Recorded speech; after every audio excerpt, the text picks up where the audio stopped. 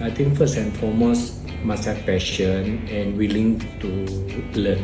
When I decided to attend the website creation course because I wanted to do my own website for the other company, and I forced myself to pick up as much as possible. But from that experience of making my own website, I gained confidence to make for other people. And even like today, for example, I'm waiting for somebody just to confirm me to say proceed, because if I get one website per month is enough for me, because there are some passive income that I get from web maintenance.